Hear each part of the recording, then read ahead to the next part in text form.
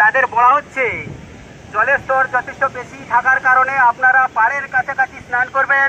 হয়তো মজা নেওয়ার জন্যে দূরের দিকে যাবেন না। ছোট বাচ্চা বা বয়স্ক মানুষ যদি থাকে সঙ্গে একজন আরেকজনের সঙ্গে হাত ধরাধরি করে স্নান করিয়ে উপরে তাড়াতাড়ি উঠে আসার চেষ্টা করবেন। সাগর ব্লক প্রশাসনের পক্ষ থেকে এমত অবস্থায় যে সকল পুণ্যার্থী স্নান করছেন তাদের জন্য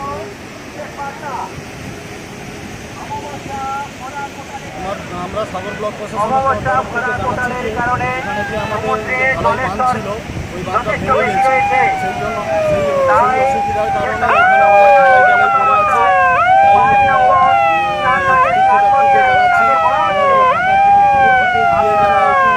পরিষ্কার জায়গায় ওখানে গিয়ে ওরা স্নান করে।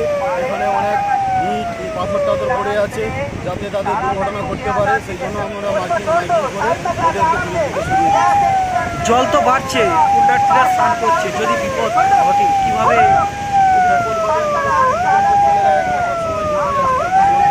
ওদেরকে বলা আছে এবং এখানে যে স্থানীয় যে হসপিটাল আছে ওরাও এখানে এসে ওদের সঙ্গে ডিউটি করছে। যদি কারো কোনো কিছু হয় ওরা সঙ্গে সঙ্গে তৎপরতার সঙ্গে সুস্থ করে দেওয়ার জন্য তৎপর আছে। আমাদের সাগরকে কন্ট্রোল রুম খোলা আছে, স্যারেরাও আছে। সেখানেও কি নজরদারি চালানো হচ্ছে? সেখানেও ফোনের মাধ্যমে সবসময় রিপোর্ট নেওয়া হচ্ছে কখন কোথায় কোনো জায়গায় নদীর বাঁধ বা কোথাও কোনো কিছু ভেঙে গেছে নাকি, কোথাও কোনো বিদ্রোহ হচ্ছে নাকি। আজকে যেহেতু অমৃতসর কোটালে জল খুব বাড়া, এই জন্য চারদিকে আমাদের নজরদারি চালানো হচ্ছে সাগর ব্লক প্রশাসনের তরফ থেকে। আপনার নাম? আমার নাম প্রীতম দাস, সাগর ব্লক। জল বাড়ছে,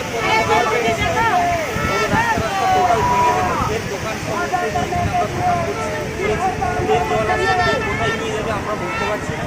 কমিটি আছে কিন্তু বারবার দেখছি এটা ভেঙে যাচ্ছে, মানে কিছুই করছে না এরা।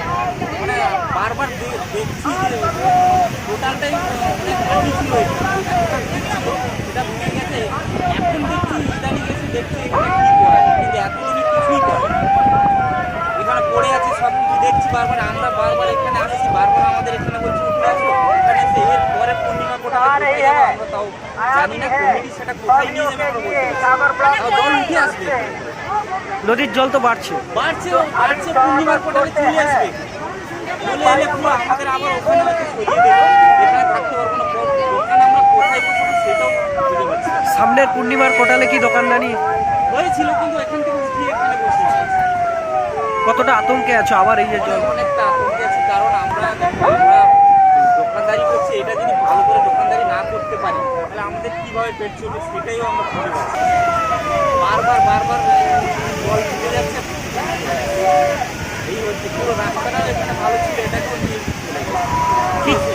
কি চাইছেন এখন? এখন কি চাইছে, এখন